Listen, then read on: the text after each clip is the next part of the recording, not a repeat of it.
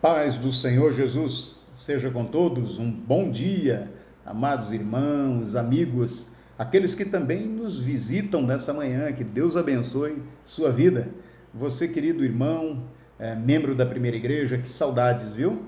Nós temos orado a Deus para que possamos brevemente nos reencontrar e começar a celebrar o seu nome novamente juntos. É algo que estamos sonhando, desejando, não é? Eu sei que você também. E você que nos visita, louva o Senhor também pela sua vida. Não sei exatamente o seu nome, não sei exatamente onde você está, mas eu sei que você escolheu um lugar maravilhoso para estar nesse momento, na presença do Senhor, e fazer isso junto conosco. Esse é o nosso momento de culto comunitário. Então, louva o Senhor por você, aonde quer que você esteja. Você é muito bem-vindo, muito bem-vinda, tá bom? Queridos, quero trazer algumas informações importantes para nós nessa manhã. Nós queremos lembrar você sobre as nossas redes sociais. Então, acesse todas as redes, faça a sua inscrição, não esqueça, observa se está funcionando a tua inscrição lá, se está ativa, toca lá no sino, tá bom? Para que toda notificação, tudo que acontecer de atividade na igreja nova, você vai estar recebendo, todos os vídeos, todos os posts. Então é importante você se inscrever, tocar no sino lá, tá certo? E também toda postagem, dê o seu like lá, tá certo? Que isso torna cada dia mais relevante o trabalho que nós temos feito através das redes sociais. Então, conto com você com isso, tá bom? Inscrição, toca no sino e dá o seu like. Sempre que você acessar uma atividade da igreja, faz isso, é muito importante, tá bom? Queridos, também dizer a vocês que nós estamos já na caminhada da entrega dos donativos para as nossas cestas básicas, tá certo? Que nós entregamos todos os meses.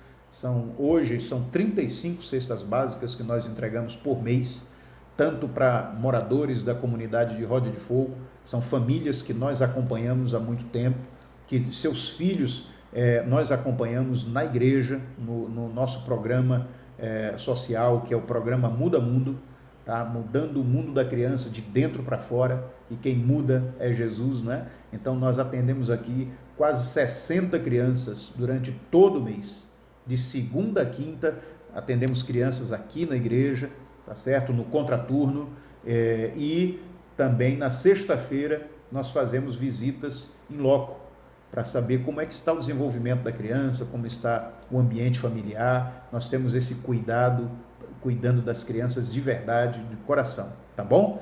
Então, já estamos no processo, precisamos entregar as cestas.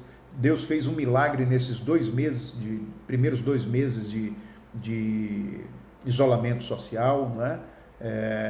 Mesmo a igreja não estando presencialmente na reunião, mas Deus levantou pessoas e abençoou, e nós entregamos todas as cestas até agora, tá certo? As 35 no primeiro mês, 35 no segundo mês, então foram 70 cestas em 2 meses, e queremos fazer isso novamente esse mês. Então conto com você, com a sua doação para as cestas básicas. Mas pastor, como é que eu posso ajudar com a cesta? Então passa um WhatsApp, tá, para a gente, dizendo como posso ajudar a cesta básica. Você vai ter a resposta. O nosso número é esse que está aparecendo aí embaixo, o nosso WhatsApp.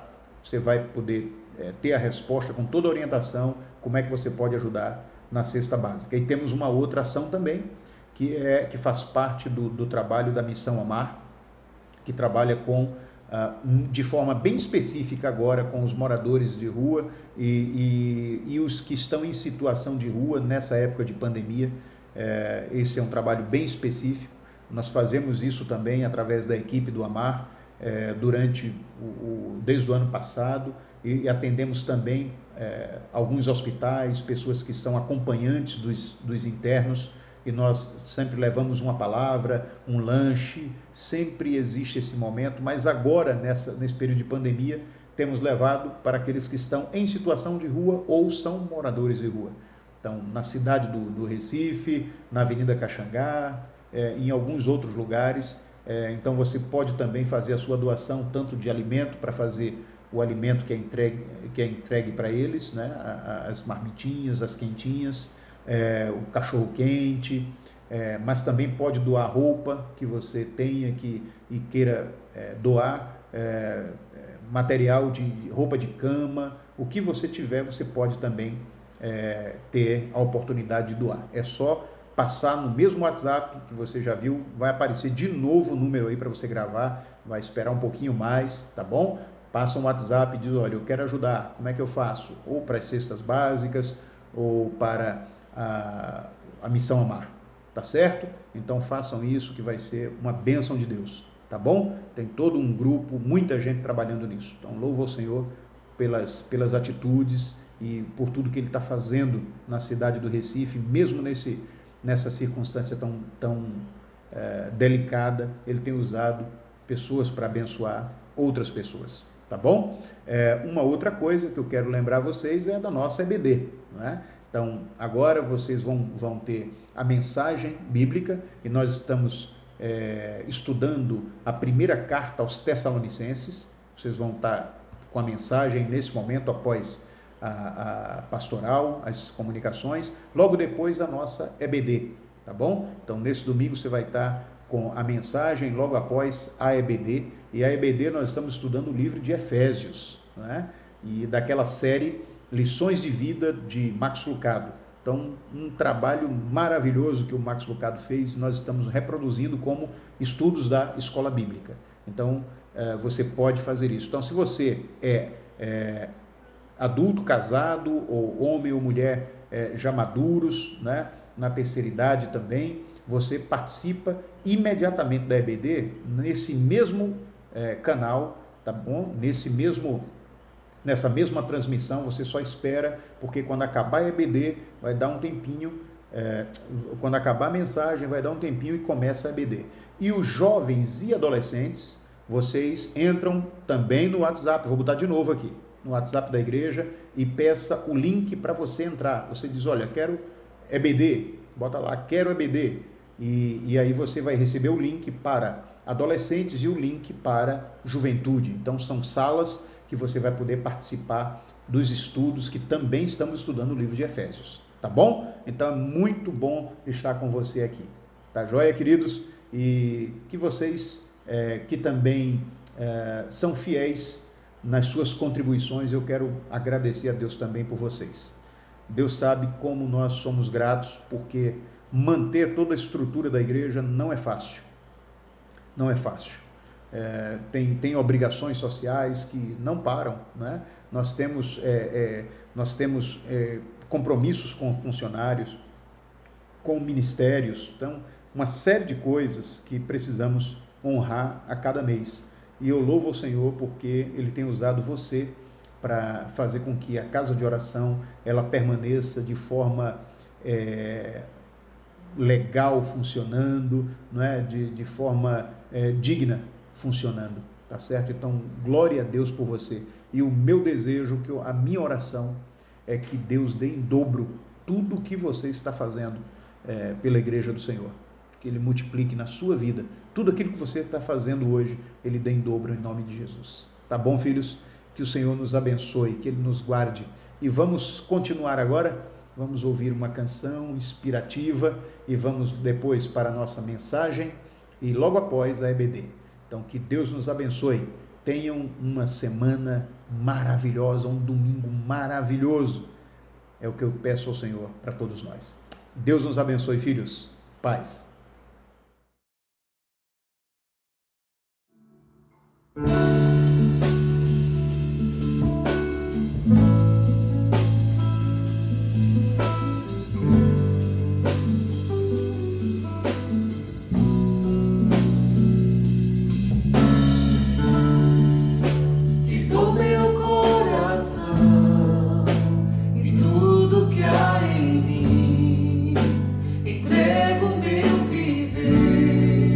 Por amor a ti, meu rei.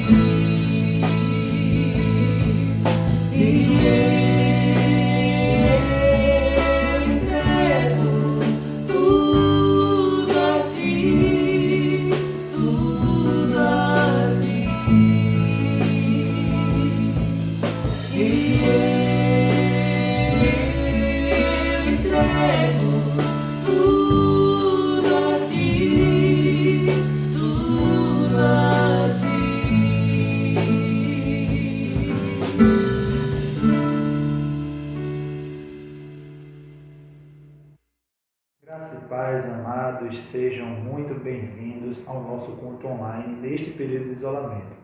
Hoje nós estudaremos, na verdade continuaremos estudando a primeira carta aos Tessalonicenses, a partir do capítulo 5. Mas como este capítulo é bastante grande, nós faremos o seguinte: hoje nós estudaremos a continuação da segunda vinda de Cristo, a partir do versículo 1 até o versículo 11. E no próximo domingo nós iremos estudar o segundo bloco desta mensagem, que Paulo vai falar sobre a construção dos relacionamentos na igreja, né? Como devem ser construídos os relacionamentos na igreja. Queridos, particularmente, este assunto da segunda vida de Cristo, eu acho um dos assuntos mais empolgantes da palavra de Deus. Não simplesmente pelo seu aspecto do estudar por estudar, mas pelos aspectos práticos, pelos desdobramentos na vida de cada discípulo do Senhor, né? Este estudo ele traz muitos desdobramentos práticos. A importância da vigilância do cristão, a importância da santidade na vida do cristão. Então são vários aspectos práticos que vai trazer para a minha e para a sua vida, que esta doutrina traz para mim e para a sua vida. E, amados, eu gostaria então de convidar você a ler comigo 1 Tessalonicenses, do capítulo 5 de 1 Tessalonicenses, do versículo 1 ao 11, que diz o seguinte: Irmãos, no que se refere aos tempos e às épocas, não há necessidade que eu lhes escreva, porque vocês sabem perfeitamente que o dia do Senhor vem como ladrão à noite. Quando andarem dizendo paz e segurança, eis que lhes sobrevirá repentina destruição. Como vêm as dores de parto à mulher que está para dar à luz, e de modo nenhum escapará. Mas vocês, irmãos, não estão em trevas, para que esse dia os apanhe de surpresa como ladrão, porque vocês todos são filhos da luz e filhos do dia. Todos nós não somos da noite, nem das trevas. Assim, pois, não durmamos como os demais. Pelo contrário, vigiemos e sejamos sóbrios. Ora, os que dormem é de noite que dormem, e os que se embriagam é de noite que se embriagam. Nós, porém, que somos do dia, sejamos sóbrios, revestindo-nos da couraça da fé e do amor, e tomando como capacete a esperança da salvação. Porque Deus não nos destinou para a ira, mas para alcançar a salvação mediante nosso Senhor Jesus Cristo, que morreu por nós, para que, quer vigiemos, quer durmamos, vivamos em união com Ele. Portanto, consolem uns aos outros e edifiquem-se mutuamente, como vocês têm feito até agora. Oremos. Querido Deus, Pai de amor, nós te pedimos, Senhor Deus, fala extraordinariamente ao nosso coração, que os nossos ouvidos possam estar atentos a todas as coisas que o Senhor quer nos ensinar, Senhor. A importância de sermos vigilantes, Senhor. A importância de sermos do dia, ó Pai, e não da noite. A importância que nós possamos estar sóbrios, atentos aos teus sinais, atento à tua vinda, Senhor. E que esta doutrina, Senhor, possa alegrar o nosso coração. Ó Deus, é isto que nós te pedimos e te agradecemos em nome do teu Filho Jesus. Amém. E a título de introdução, amados, eu gostaria de levar você a pensar comigo sobre dois erros que a igreja evangélica dos nossos dias tem cometido sobre esta doutrina, a doutrina da segunda vinda de Cristo. O primeiro erro, amados, diz respeito àquilo que o reverendo Hernandes Dias Lopes diz em seus livros.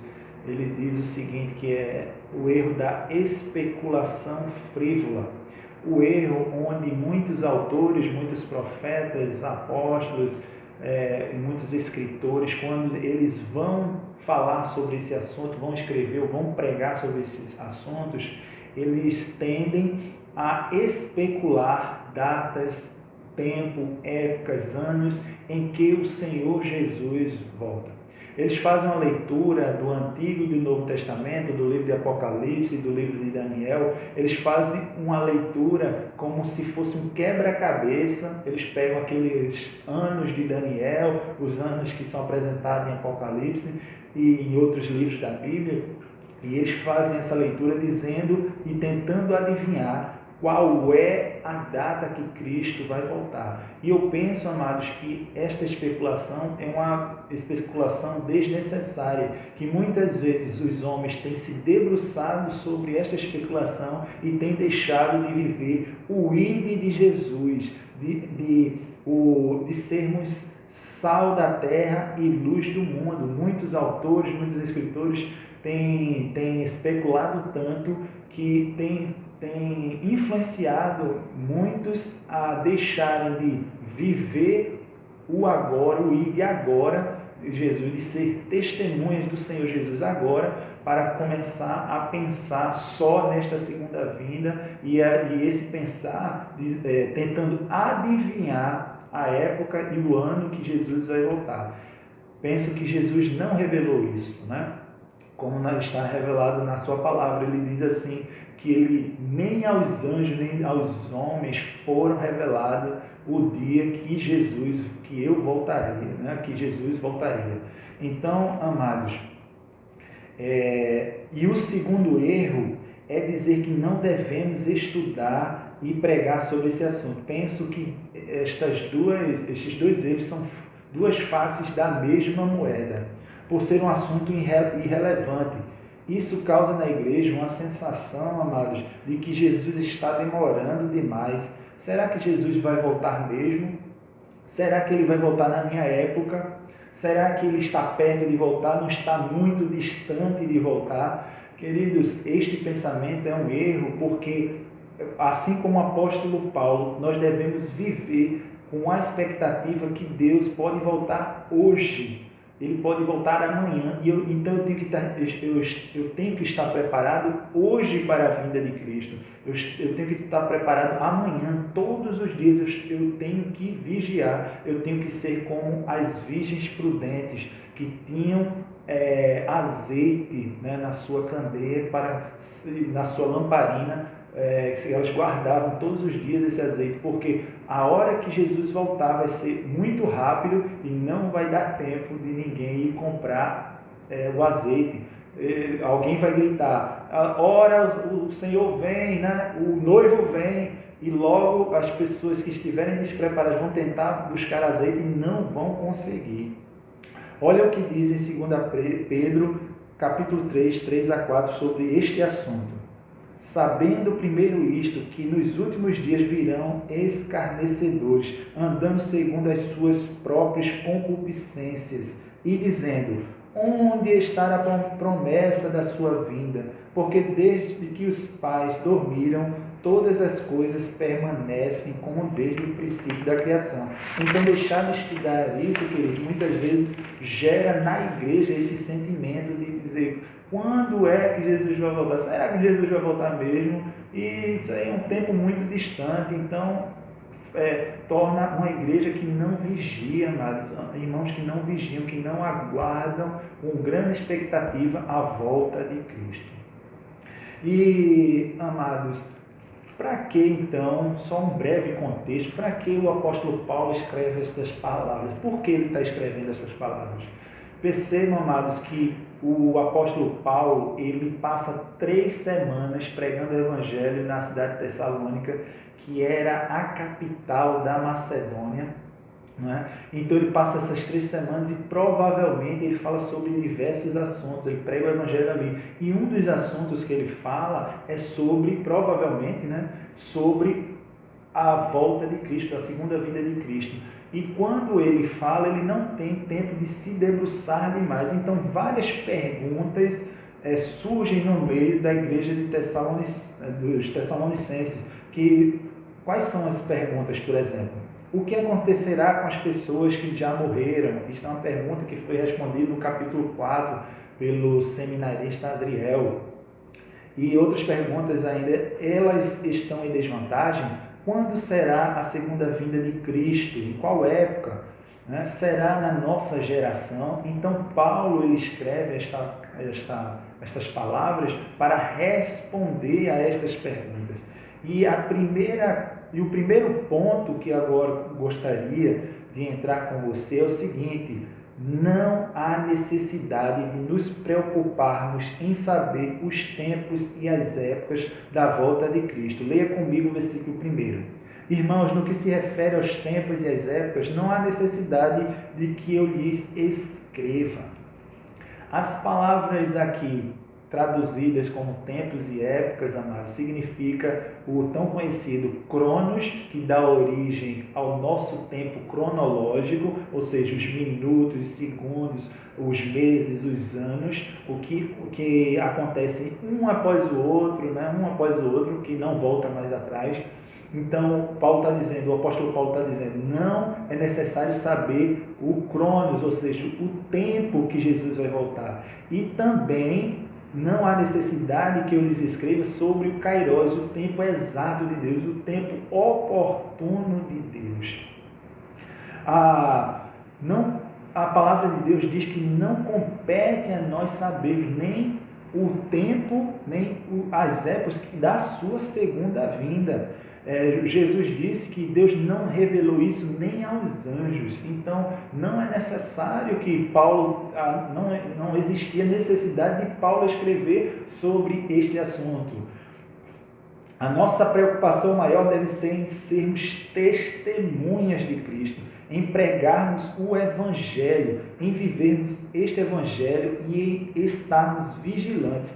Olha que está escrito as palavras de Jesus aos discípulos, lá em Atos dos Apóstolos, capítulo 1, do versículo 6 a 8. Jesus diz o seguinte aos seus discípulos. Isso vem de uma pergunta dos próprios discípulos a Jesus. Olha a conversa deles. Aqueles, pois, que se haviam reunido, perguntaram-lhe, dizendo: Senhor, restaurarás tu neste tempo o reino a Israel? E disse-lhes: não vos pertence saber, olha, os tempos, as estações, ou seja, o Cronos, né? E o Kairos, que o Pai estabeleceu pelo seu próprio poder. Mas recebereis a virtude do Espírito Santo, que há de vir sobre vós, e ser-me-eis testemunhas, tanto em Jerusalém como em toda a Judéia e Samaria, até aos confins da terra. Notem comigo, amados, que Jesus tira a visão deles da segunda vinda de Cristo, né? Da sua segunda vinda, do estabelecimento do seu reino, para eles notarem, para eles olharem para o testemunho que eles deveriam dar, né? Do ide de Jesus, de ir para serem testemunhas, né? Em toda a Judéia e Samaria, tanto em Jerusalém, começando em Jerusalém, depois na Judéia e Samaria, ou seja, ele tira a visão deles dessa expectativa pelo estabelecimento do reino, para ser testemunhas, não dizendo que esse assunto não é importante, que é importantíssimo, mas nós devemos viver a volta de Cristo todos os dias, sendo testemunhas. A palavra de Deus diz que nós temos que orar por esta segunda vinda, nós devemos apressar a segunda vinda de Cristo. E como é que nós fazemos isso? Vivendo a verdade do Evangelho todos os dias, pregando, anunciando as boas novas a todos os que necessitam ouvir estas boas novas. O segundo ponto, amados, é o seguinte, irmãos: a segunda vinda de Cristo é certa, repentina e para os incrédulos muito desagradável. Olha o que diz no versículo 2. Porque vocês sabem perfeitamente, sublinhe esta palavra na sua Bíblia, que o dia do Senhor vem como ladrão à noite. Perfeitamente significa com precisão, com acuricidade, né? Acuradamente. A vinda do Senhor foi profetizada por vários profetas do Antigo Testamento. No sermão profético, esta vinda é comparada aos tempos de Noé, amados. Então, esta vinda, esta segunda vinda de Jesus, ele já é profetizado desde os profetas. Amós fala sobre esta segunda vinda. Vários profetas falam sobre a segunda vinda. Agora, amados, você pode estar se perguntando ou dizendo, como é que os profetas do Antigo Testamento falavam sobre essa segunda vinda? Queridos, no Antigo Testamento existia um pensamento entre os judeus que as eras eram divididas em duas partes. Uma era onde prevalecia o pecado e o sofrimento, e a segunda era que existia agora era a vida com Deus e um mundo sem sofrimento, né? Então eles dividiam estes dois tempos em dois, e no meio destas duas eras tinha a vinda do Messias, na verdade. Então, por isso que muitos ainda esperam a primeira vinda de Cristo, né? E por isso que quando os profetas profetizavam, eles tinham uma ideia que sempre seriam logo, imediatamente a respeito de Israel. Mas não, queridos, foi também a respeito de Israel, mas também essa destruição que é profetizada pelos profetas também apontam para a destruição que vai ser realizada na segunda vinda de Cristo. Veja bem, amados, que lá em Mateus, versículo 24, 36 a 37, diz o seguinte: mas a respeito daquele dia e hora ninguém sabe, nem os anjos dos céus, nem o Filho, senão o Pai. Pois assim como foi nos dias de Noé, assim será também a vinda do Filho do Homem. Então, esta vinda de Cristo ele virá repentinamente, vem como ladrão à noite. E percebam, amados, que nos tempos de Noé durou, quando o Senhor falou com Noé, o tempo que levou da palavra do Senhor com Noé até a construção da arca foram 120 anos. 120 anos as pessoas zombando que não iria haver o dilúvio. Penso que Noé foi muito ridicularizado pela sua mensagem, uma mensagem de arrependimento. E assim é no nosso tempo. A igreja hoje prega uma mensagem de arrependimento e muitos ridicularizam dessa mensagem, como se Jesus não fosse voltar, como se os homens não tivessem que prestar conta da sua vida ao Senhor, dos seus pensamentos, das suas ações. Outra coisa, amados, que eu gostaria de falar sobre este assunto é: você já viu um ladrão deixando um bilhete dizendo a hora que vai vir assaltar? Não, amados, ele vem de surpresa. Se você soubesse a hora, o que faria? Muitas vezes nós poderíamos aumentar o muro, colocaríamos grampos para dificultar, colocaria câmera para dificultar a sua entrada, enfim, se prepararia para não ser pego de surpresa. Por isso que muitos vão ser pegos de surpresa porque não acreditam. Jesus está dizendo que vai voltar e muitos estão dizendo que não acreditam nesta promessa. Eu gostaria de contar uma história para finalizar este tópico aqui. É a história que o meu sogro, que ele foi, no dia que ele foi assaltado. Ele morava no segundo andar, num apartamento ali localizado ali na Iputinga, e chegou alguns ladrões, né? Não sei se alguns ladrões ou um ladrão, e eles subiram no segundo andar. Nessa época não tinha grade na janela, amados, e eles conseguiram abrir a janela com muito cuidado, num horário que todos estavam dormindo, desapercebidos da sua presença. Eles conseguiram abrir a janela, entrar no apartamento, conseguiram pegar a moto, a chave da moto, a chave da casa dele, né? Levar na moto, levar na televisão e outros bens. Vejam bem que coisa desagradável. Imagine a sensação do meu sogro quando acordou. Imagine a sensação da minha sogra quando acordou. A primeira coisa que eles pensaram: cadê Silvana? Cadê Silvana? Raíssa ainda não tinha nascido naquela época, mas eles começaram: cadê Silvana? Quando eles olharam, a casa deles estava sem a moto, sem o bem material deles. Imagine, amados, vai ser mais ou menos assim. Para os ímpios vai ser certo e vai ser repentino, e para os incrédulos, amados, vai ser muito desagradável a vinda de Cristo, porque eles não acreditaram. Vai vir com a repentina destruição, muito desagradável, amados, para os que não acreditaram nesta promessa. O terceiro ponto, queridos, que eu queria frisar aqui é que a segunda vinda de Cristo será em um momento de paz e segurança.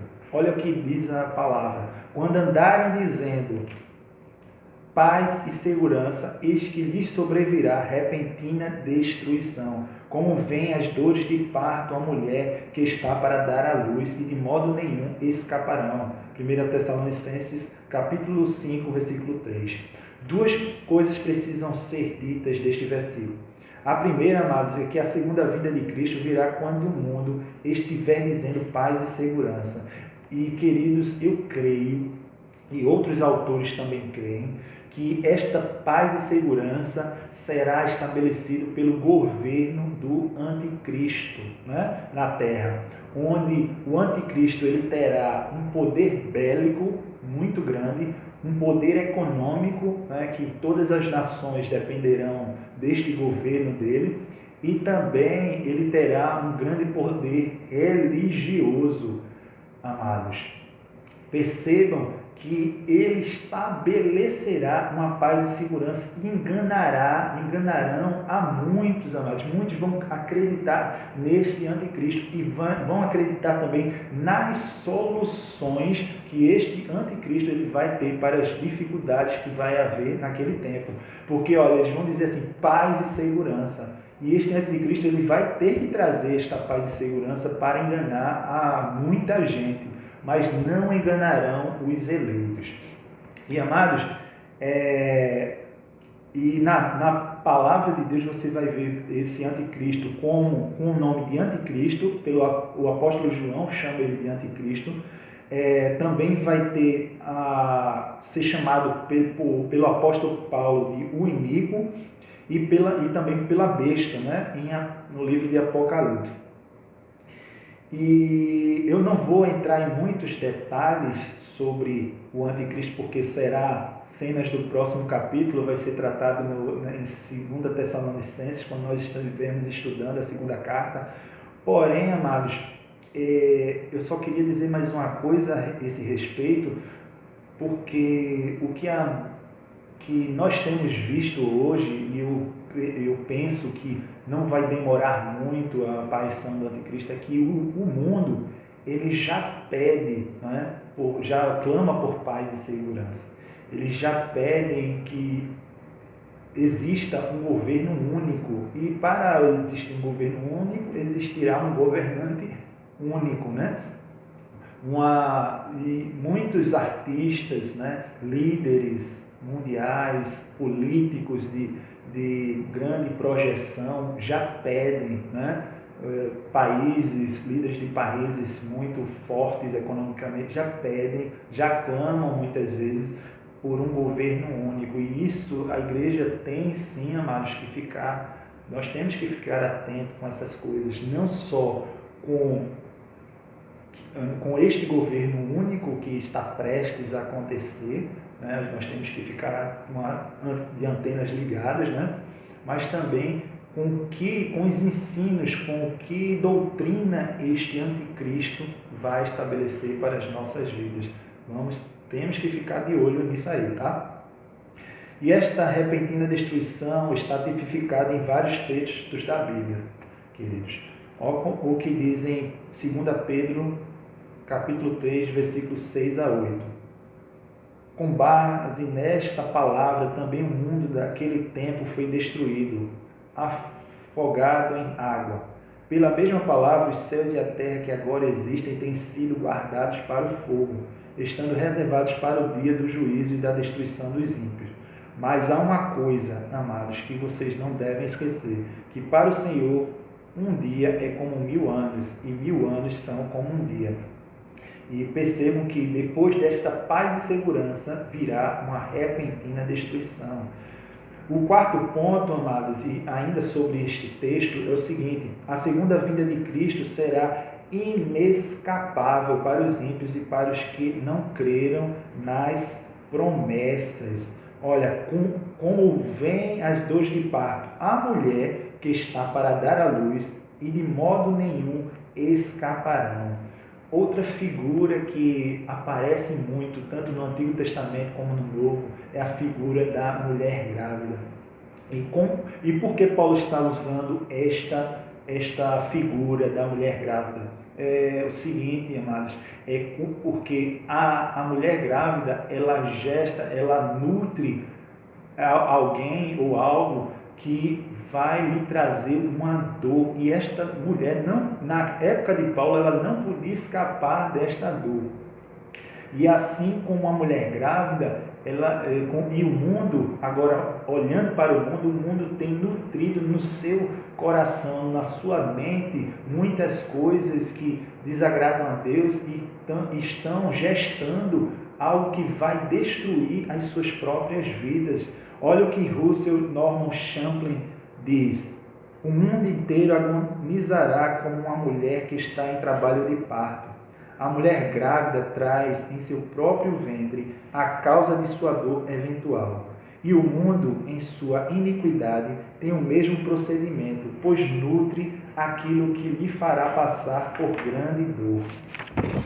E agora eu gostaria de iniciar a segunda parte do primeiro bloco. Paulo agora começa a falar a partir do versículo 4, amados, sobre a necessidade da vigilância. E a primeira coisa que eu gostaria de falar a você, amados, é que a grande notícia é que a igreja vigilante não será pega de surpresa. E por quê? Vocês percebem que Paulo primeiro fala sobre os ímpios, neste capítulo 5, e depois agora ele fala sobre como é que a igreja vai estar na segunda vinda de Cristo. Olha o que Paulo fala a partir do versículo 4. Mas vocês, irmãos, não estão em trevas, para que esse dia os apanhe de surpresa como ladrão. A igreja não será pega de surpresa, amado. A igreja será como Noé, que creu que o Senhor iria destruir a terra e se preparou para esta realidade. Serão como as 5 virgens prudentes que levaram as lamparinas e levaram o óleo nas suas vasilhas. Certa vez, queridos, perguntaram a John Wesley o que ele queria estar fazendo na segunda vinda de Cristo. E ele olhou assim para a pessoa e respondeu: querido, eu quero estar fazendo na segunda vinda de Cristo o que eu faço todos os dias. Todos os dias eu estou preparado para a segunda vinda de Cristo. Todos os dias eu evangelizo, todos os dias eu leio a palavra, todos os dias eu prego esta palavra, eu prego estas boas novas. E é assim que a igreja deve encarar a segunda vinda de Cristo. Esta é a preparação para a segunda vinda de Cristo, amados.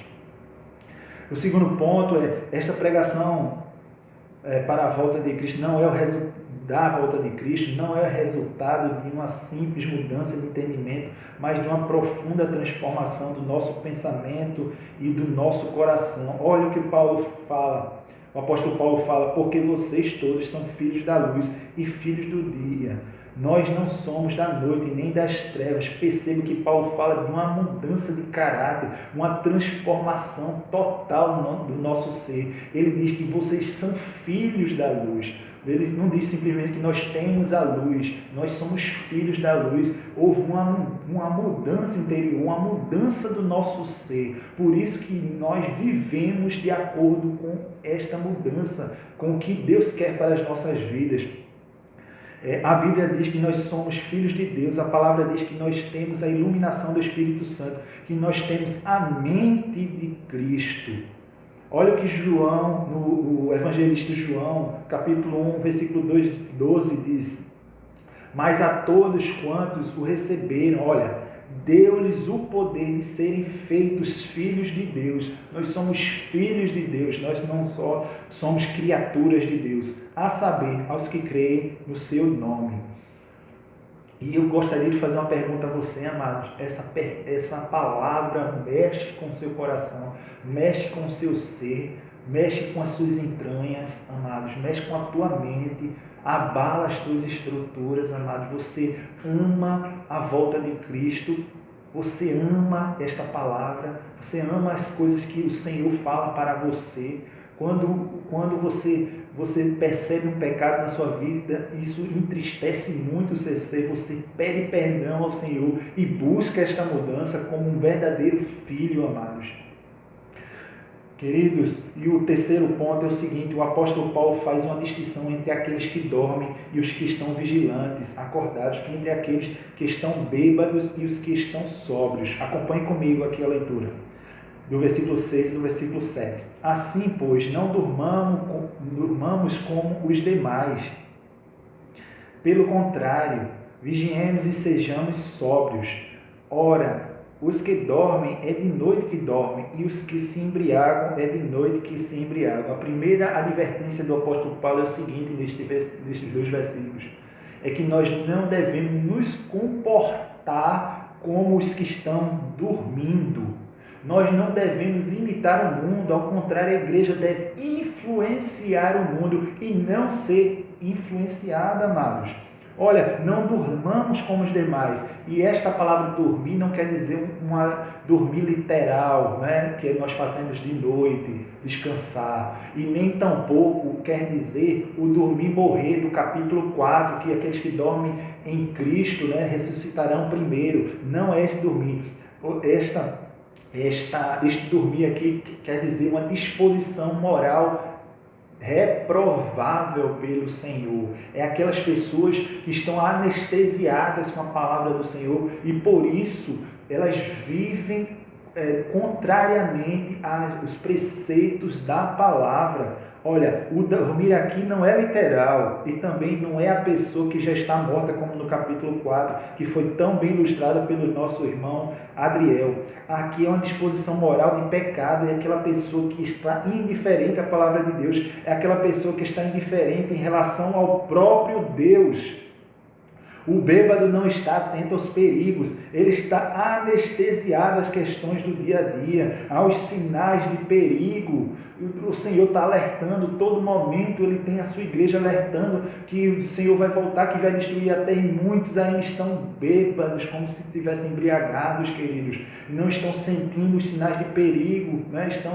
Estão dormindo sobre as realidades da palavra. Muitas vezes nós vemos até crentes que parecem que estão dormindo, parece que estão imitando o mundo e não estão vendo que essas atitudes estão prejudicando o seu casamento, a sua vida. Uma juventude que muitas vezes entra na faculdade, em vez de influenciar aqueles colegas ali, eles são influenciados, amados, e não, nós somos filhos da luz, é isso que Paulo está dizendo.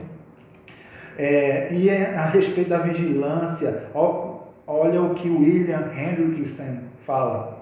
Ser vigilante significa viver uma vida santificada, consciente da vinda do dia do juízo. Pressupõe-se preocupação espiritual e moral. Olha o que também sobre ser sóbrios. Olha o que Howard Marshall fala. O bêbado é uma pessoa que perde o controle das suas faculdades e está fora de contato com a realidade. Uma pessoa sóbria, porém, tem autocontrole. Uma pessoa embriagada, por sua vez, não apenas perde o autocontrole, mas também não se percebe dos perigos à sua volta. Ser sóbrio é viver preparado para a segunda vinda de Cristo a todo instante.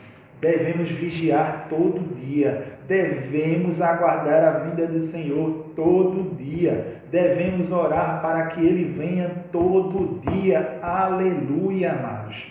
O quarto ponto, queridos,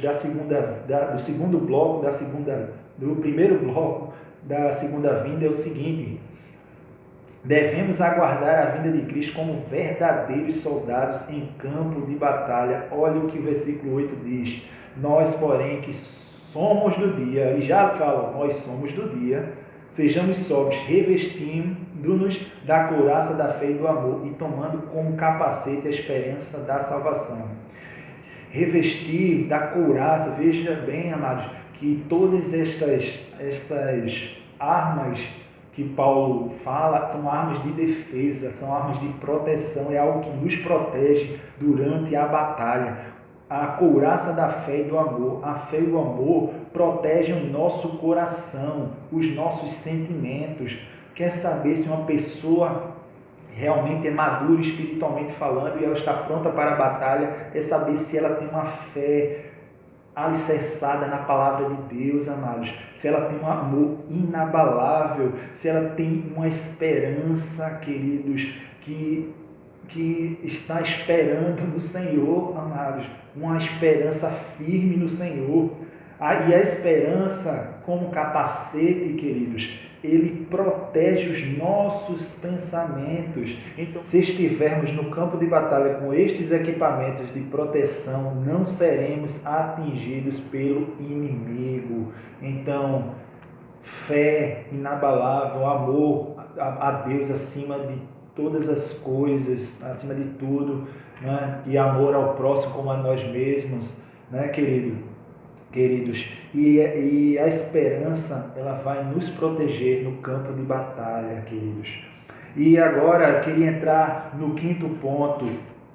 Deus não nos destinou para a ira, mas para alcançarmos a salvação mediante nosso Senhor Jesus Cristo. Olha o que diz a palavra, porque Deus não nos destinou para a ira, mas para alcançar a salvação mediante nosso Senhor Jesus Cristo. E neste aspecto, nós devemos pensar em duas realidades. Uma realidade negativa, que diz assim, não nos destinou para a ira. Ele não nos destinou para a ira. Ele não nos criou para a ira. E no aspecto positivo, mas para alcançarmos a salvação, Ele nos destinou para a salvação, queridos.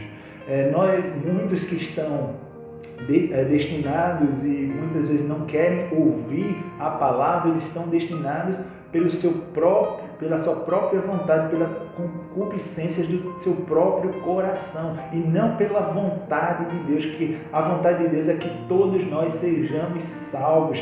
O Jesus disse que Ele não veio para julgar o mundo, mas para salvar o mundo, para trazer salvação. Por isso que devemos insistir em pregar sobre a segunda vinda de Cristo, sim. É para o nosso tempo, para hoje, nós temos que pregar sobre essa segunda vinda, sim. Devemos estabelecer simpósios para conversar sobre esse assunto, muitas vezes com a juventude da igreja, com os adolescentes, com as crianças, né?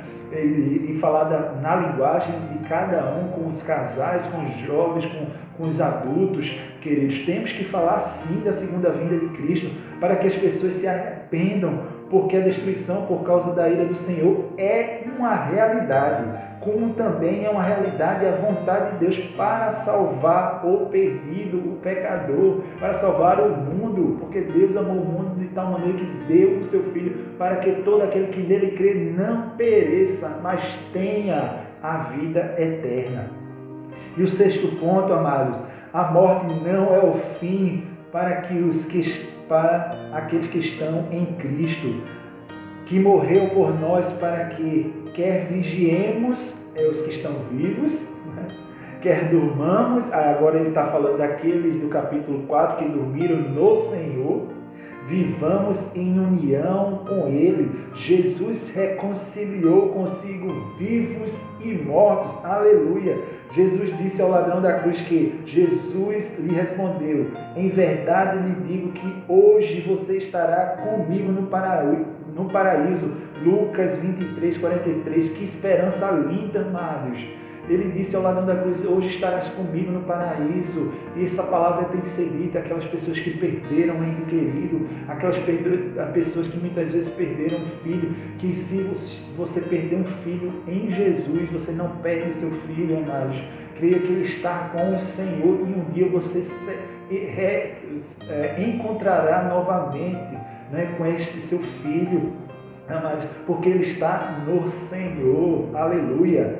E o sétimo ponto para terminar este estudo de hoje, amados, diz o seguinte: a doutrina da segunda vinda de Cristo serve de consolo aos que estão sofrendo e edificação para toda a igreja. Portanto, consolem uns aos outros e edifiquem-se mutuamente como vocês têm feito até agora. Por que ela consola? Porque ela aponta para a glória futura. Mostra que o nosso Deus não está morto. Ele voltará para nos buscar. Ele tem a rédea da história nas suas mãos. Porque ela serve para nos edificarmos mutuamente, porque ela nos faz vigiar, chamar a atenção daquelas pessoas que não estão vigiando, fazem-nos buscar a santidade, sermos como a virgem, as virgens prudentes, como os servos que buscaram os seus talentos, trabalharem com os seus talentos, amados. E agora eu gostaria de encerrar com a oração, amados, para que Deus possa implantar em nós este amor pela segunda vinda de Cristo, para que nós possamos vigiar no Senhor. Vamos orar comigo? Pai querido, Pai amoroso, obrigado pelas Tuas palavras, Senhor, que trazem regozijo à nossa alma, Senhor. Traz, Senhor Deus, uma vontade de nos edificarmos mutuamente, consolar uns aos outros, Senhor. Ó Deus, que esta palavra esteja na nossa mente, esteja no nosso coração. Nos faz, Senhor Deus, filhos verdadeiros Teus, filhos da luz, que amam a Tua palavra, que amam a Tua segunda vinda, ó Deus, e que aguardam com grande expectativa e com grande esperança o Teu retorno, ó Deus. Ó Deus, nos faz uma igreja militante para que nós possamos ser testemunhas do Teu reino, Senhor, do Teu nome, do Teu amor em todo lugar que nós estejamos. Em nome do Teu Filho amado Jesus. Amém. E que na próxima semana, se Deus quiser, nós possamos continuar estes ensinos maravilhosos do Senhor Jesus, do apóstolo Paulo, falando agora sobre como construir os relacionamentos na igreja, relacionamentos saudáveis. Deus te abençoe. Deus abençoe a tua vida.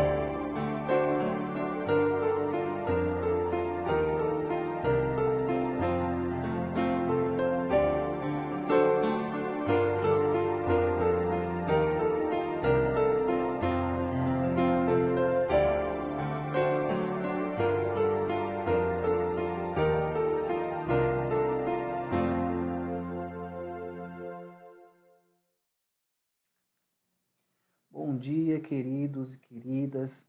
É um prazer imenso estar aqui nesta manhã para compartilhar com os irmãos um pouco da palavra de Deus, né, em nossa EBD online. A gente está aqui morrendo de saudade dos irmãos, a gente está sentindo muita falta, né, daqueles momentos de adoração, né, daquela festa santa que a gente faz durante a celebração, durante a comunhão da igreja. Infelizmente a gente não está podendo fazer isso, né, devido a essa pandemia. Vamos pedir a Deus para que Deus possa operar, né, na vida dos médicos, dos cientistas, que eles possam encontrar uma solução para essa pandemia, que possa existir uma vacina e que a gente possa voltar o mais breve possível para o nosso convívio dominical, para o nosso convívio comunitário, tá? E que Deus possa operar, né? A gente depende dele, a gente espera que o Senhor possa fazer a obra, né? Fazer o impossível, enquanto, já que o possível cabe a nós fazer, mas o impossível cabe a Deus. Meus amados, nós iremos hoje, né, tratar de mais uma lição da série de lições do Max Lucado, né, lições de vida. Para isso, me permitam passar aqui o modo de apresentação para que a gente possa continuar, para que a gente possa dar sequência a esse estudo. Então,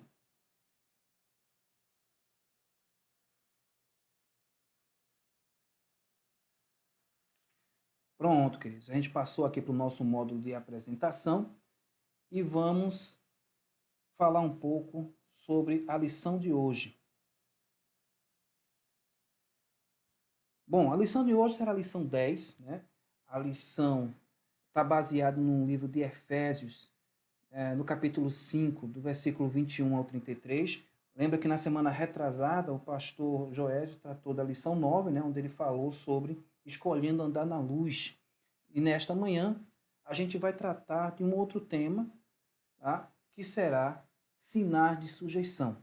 Vamos falar um pouco sobre essa temática de sujeição, né? Quando a gente tem aí pessoas que estão sujeitas a nós e quando nós também somos sujeitos a outras pessoas. Mas antes da gente continuar com a lição, eu gostaria de convidar vocês a orarem conosco agora, né? Pedindo a Deus a sua misericórdia e pedindo para que Ele possa aí, nos usar durante essa manhã para poder transmitir a sua palavra. Tá? Então, vamos orar. Senhor Deus, nós te agradecemos, Pai, pela tua misericórdia em nossas vidas. Senhor, te agradecemos porque tu tens cuidado de nós e sabemos, Senhor, que tu és socorro bem presente na angústia e com certeza, Pai, tu virás nos socorrer nesse momento difícil que a gente está vivendo. Te peço, Pai, humildemente que tu possas falar, Senhor, através de mim, que tu possas estar usando, Senhor, o teu servo para poder transmitir a tua palavra, Senhor, que a tua palavra, Senhor, possa encontrar guarida, né? Possa encontrar guarida, Senhor, no coração dos irmãos e todos aqueles que estejam nos ouvindo neste momento, Pai. Te peço que tu possas continuar, Senhor, conosco, nos abençoando. Em nome de Jesus eu te peço, Pai. Amém. Então, irmãos, como eu estava falando, essa lição ela está baseada no livro de Efésios, né, no capítulo 5, a partir ali do 21 até o 23, e a gente vai começar a nossa lição lendo esse texto. Então, vamos lá. Diz a palavra do Senhor: sujeitem-se uns aos outros por temor a Cristo. Mulheres, sujeitem-se a seus maridos como ao Senhor. Pois o marido é o cabeça da mulher, como também Cristo é o cabeça da igreja, que é o seu corpo, do qual ele é o Salvador. Assim como a igreja está sujeita a Cristo, também as mulheres estejam em tudo sujeitas a seus maridos. Maridos, amem suas mulheres, assim como Cristo amou a igreja e entregou-se a si mesmo por ela, para santificá-la, tendo-a purificado pelo lavar da água mediante a palavra, e apresentá-la a si mesmo como igreja gloriosa, sem mancha, nem ruga ou coisa semelhante, mas santa e inculpável. Da mesma forma, os maridos devem amar as suas mulheres como o seu próprio corpo. Quem ama a sua mulher, ama a si mesmo. Além do mais, ninguém jamais odiou o seu próprio corpo. Antes o alimenta e dele cuida, como também Cristo faz com a igreja, pois somos membros do seu corpo. Por essa razão, o homem deixará pai e mãe e se unirá à sua mulher, e os dois se tornarão uma só carne. Este é um mistério profundo. Refiro-me, porém, a Cristo e à Igreja. Portanto, cada um de vocês também ame a sua mulher como a si mesmo, e a mulher trate o marido com todo o respeito. É isso que diz a palavra do Senhor. Notemos, né, que a primeira palavra, a primeira frase que esse texto traz para a gente é justamente: sujeitem-se uns aos outros por temor a Cristo. Mas, queridos, é fácil sujeitar-se, é fácil se colocar submisso diante de uma outra pessoa. Esse termo de sujeitar-se, de submeter-se, ele geralmente não é visto com bons olhos por boa parte das pessoas. E por que essas pessoas têm essa dificuldade, né? É isso que a gente vai começar a ver neste texto, né? A partir desse momento. O interessante é que Paulo, né, quando ele está escrevendo, quando ele escreve esse texto para a gente, ele chega, na verdade, à essência da sua teologia prática, né? O apóstolo Paulo, ele enfoca brevemente 3 relacionamentos cruciais que põem à prova o nosso entendimento do que seria a cooperação mútua. E é disso que esse texto está tratando. Tá? E quais são os 3 relacionamentos que Paulo aborda nesse contexto? Ele aborda o casamento, né? Ele aborda a família e também as nossas relações de trabalho. Claro, irmão, né? Nós temos que entender, né, esse conceito de cooperação mútua e de obediência a Deus. É disso que esse texto trata. E a gente vai ter a questão da sujeição, da submissão, nesses 3 aspectos, nesses 3 relacionamentos que a gente está colocando aí. Né? Na família, enquanto pais, nós temos filhos que vão ser sujeitos a nós. Né? Enquanto casamento, nós temos sujeições também, né? A nossa esposa, segundo o texto, está sujeita ao marido, né? O marido deve amar a esposa. Nas relações de trabalho, a gente vai ter sempre um chefe, um líder, né, que vai estar sobre nós e que nós estaremos sujeitos a ele. E é importante ressaltar essa questão do trabalho, porque quando a gente fala de cooperação mútua, as empresas hoje estão muito preocupadas com isso, né? Pessoas que conseguem cooperar mutuamente, pessoas que conseguem trabalhar em equipe. E isso também é uma coisa que a gente tem que aprender, que pode ser um diferencial, inclusive, na nossa vida profissional. Mas vamos continuar. Por que é tão difícil sujeitar-se ou submeter-se aos desejos e necessidades de outras pessoas? Meus amados, na maioria das vezes, né, as pessoas têm uma ideia, como a gente comentou agora há pouco, uma ideia errônea sobre a forma como é colocada a questão da sujeição e da submissão nesse texto de Efésios 5. E aí eu escuto, é comum a gente escutar algumas frases a respeito disso, né, quando a gente está falando de sujeição, de submissão. Uma das frases é essa, né? As pessoas entendem que a pessoa que se submete é fraco. Então, somente os fracotes se submetem. Né? As pessoas fortes, né? Essas pessoas fortes, né? Ela é realizada, ela é autônoma, ela é automotivada. Então, ela não pode, né, estar submissa ou pode estar sujeita a ninguém. Uma outra fala que é comum é dizer que a questão da sujeição, né, a questão da sujeição, da submissão, é uma forma de opressão. Uma outra questão também que é colocada é que a ideia de sujeição ou de submissão passa, né, essa visão de inferioridade. Então, quem está sujeito a mim é inferior a mim. Tá? E é interessante porque tem esse texto em particular, de Efésios 5, quando ele fala da sujeição da mulher ao marido, eu já tive a oportunidade de conversar sobre isso lá no meu trabalho, e quando a gente citou esse texto, né, mulheres, né, devem ser sujeitas a seu marido, a confusão foi geral. Né? As colegas de trabalho dizem, não, isso aí é uma forma de opressão, isso aí o homem quer ser superior à mulher, né? Isso aí é uma coisa que a gente não concorda. E interessante é que tem pessoas, tem meninas lá, né, que são inclusive cristãs, mas têm dificuldade de aceitar essa ideia, né? Todo esse contexto de empoderamento. Então, quando a gente fala um texto como esse, é complicado das pessoas entenderem. Mas será que a ideia de sujeição ela só pode ser vista de forma negativa? Com certeza que não. Com certeza que não. Como eu falei para os irmãos agora há pouco, né, a ideia que é colocada nesse texto não é uma ideia de inferioridade, de opressão, é uma ideia, né, de cooperação mútua. E uma cooperação mútua, né, em obediência a Cristo, em obediência a Deus. Porque, primeiro, como a gente colocou logo de frente no início do nosso estudo, a primeira frase desse texto é exatamente essa: sujeitai-vos uns aos outros por temor a Cristo.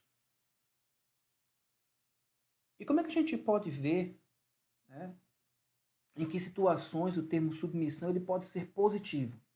Eu vou apresentar algumas situações aqui, né, para que os irmãos a gente possa compartilhar. Primeira questão, quando a gente está falando, a gente já tem repetido isso, de submissão mútua, né, a gente está tratando também de interdependência. Se a gente puder ler, né, e aí eu convido os irmãos a abrirem suas Bíblias, se for possível, e a gente poder ler o texto de Filipenses 2, de 1 a 4, vamos verificar isso. Olha lá, o que a palavra do Senhor nos diz. Se por estarmos em Cristo, nós temos alguma motivação, alguma exortação de amor, alguma comunhão no Espírito, alguma profunda afeição e compaixão, completem minha alegria, tendo o mesmo modo de pensar, o mesmo amor, um só Espírito e uma só atitude. Nada façam por ambição egoísta ou por vaidade, mas humildemente considerem uns aos outros superior a si mesmo. Cada um cuide não somente dos seus interesses, mas também dos interesses dos outros. Então percebam que toda aquela ideia de que a submissão tem uma relação direta aí, né, com exploração, né, com essa ideia de inferioridade, né, com essa ideia de opressão, cai por terra quando a gente lê um texto como esse, onde a gente verifica que nós temos que buscar aí, né, o mesmo pensar, o mesmo amor, um só espírito, uma só atitude, que nós devemos considerar humildemente, né, uns aos outros superiores, né? Então, a nós mesmos. Então, a ideia de que esse texto, né, que a palavra de Deus está falando de inferioridade, cai por terra. A ideia que esse texto está falando de opressão também cai por terra. Porque esse texto deixa bem claro, Filipenses deixa bem claro isso. Trata-se de uma submissão mútua ou interdependência. E quando a gente fala de mutualidade, né, a gente está falando de ceder autonomia. É importante a gente perceber que a autonomia, nesse caso aí, está sendo colocada, né, na mutualidade, ela deve ser cedida. É honrar, né, o outro e a Cristo. Eu vou usar aqui uma ilustração. Eu tinha um colega cristão, né, e, claro, às vezes, mesmo cristão, a gente faz algumas coisas que não deveríamos fazer. Né? E esse colega, ele caiu, né, numa problemática como essa. Não foi nada sério, assim, aparentemente, mas ele estava no trânsito. E aí havia um retorno para ser feito, né, mas só que esse retorno estava muito distante. E no trânsito que ele queria evitar, economizar tempo e tal, estava com pressa. E aí ele decidiu fazer esse retorno num lugar irregular. Né? Infelizmente para ele, no momento que ele estava fazendo isso, que ele escuta a sirene da polícia. E aí Quando ele escuta a sirene da polícia, ele, caramba, me dei mal. À medida que ele foi encostando o carro, o policial foi chegando. E interessante é que esse colega, ele falou o seguinte, logo que o policial foi chegando no próximo ouvido, ele já foi dizendo, tá certo, eu estou errado, pode multar. E o policial, sem nenhuma cerimônia, pediu a carteira, pediu o documento do carro e foi realmente passar a multa para ele. O que é que isso traz para a gente a título dessa ceder autonomia?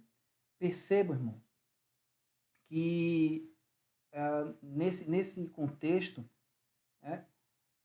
o meu colega, ele não questionou, ele não questionou a autoridade do policial.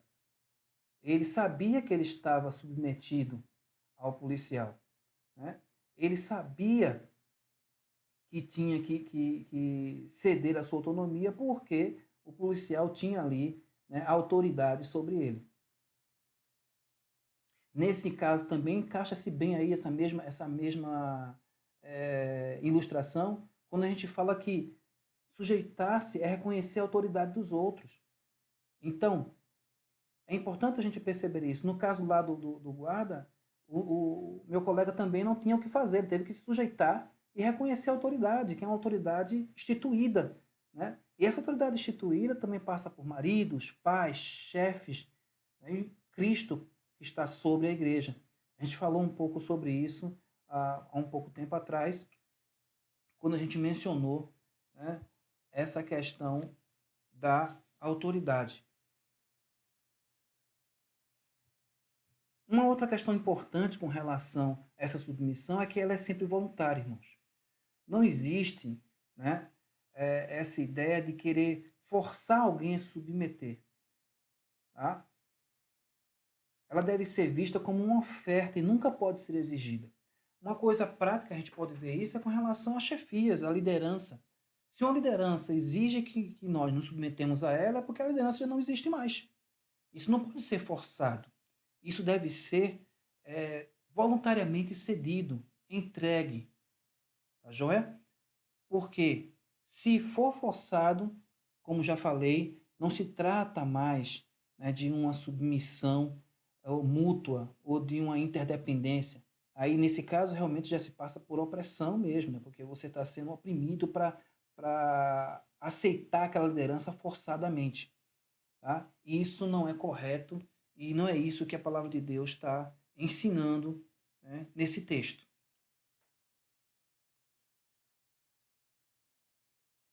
Mas em que situação, continuando aqui, esse termo pode ser positivo? Tem mais algumas questões que a gente pode colocar.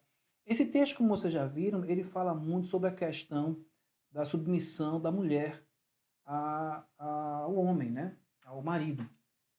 E, como já disse, isso também é uma situação polêmica.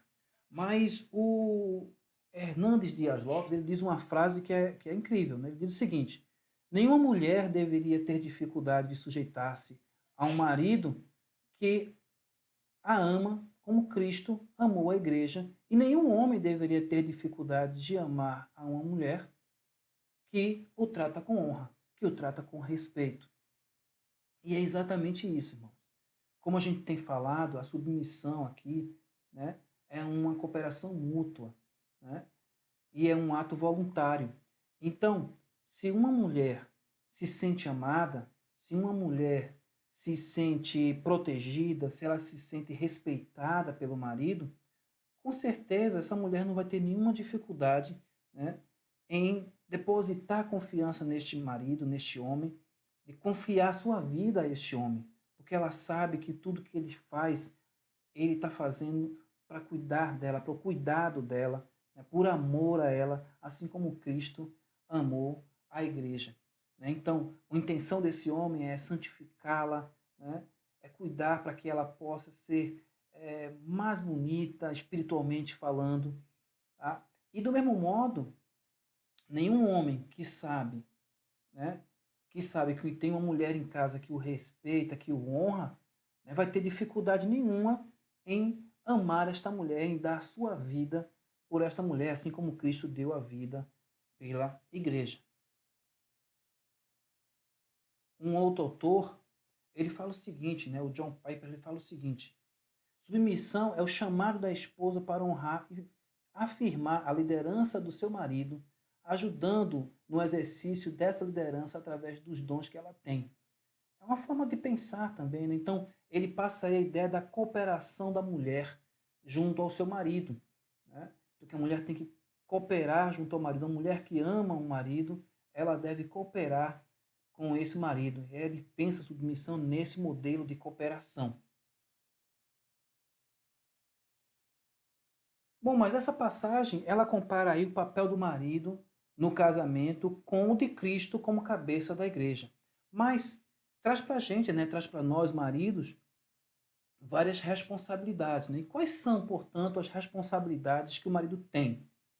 A principal responsabilidade que eu vejo que o marido tem no contexto aí desse nosso estudo é a responsabilidade de amar a sua esposa, assim como Cristo amou a igreja.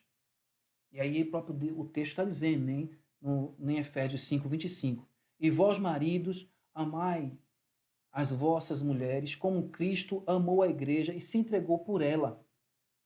Mas como é que esse amor pode ser vivenciado? Que forma de amor é essa? Esse amor, irmãos, a primeira coisa que eu posso dizer para os irmãos é que tem que ser um amor incondicional. Né? Se esse amor tem que ser comparado, tem que ser avaliado, né? Da mesma forma que o amor de Cristo pela igreja, esse tem que ser um amor incondicional.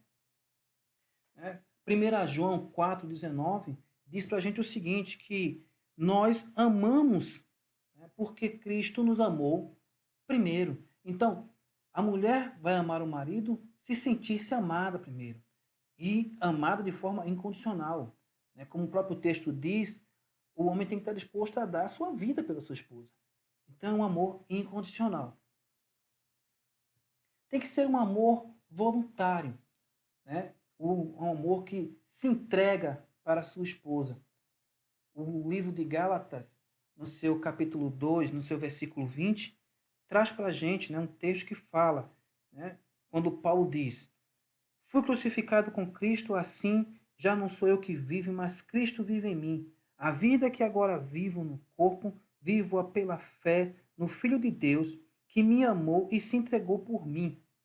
Então, se Cristo se entregou por mim, você também tem que se entregar, irmãos. Né? Se Cristo se entregou por você, você tem que se entregar para a sua esposa. Então, tem que ser um amor voluntário, um amor de entrega.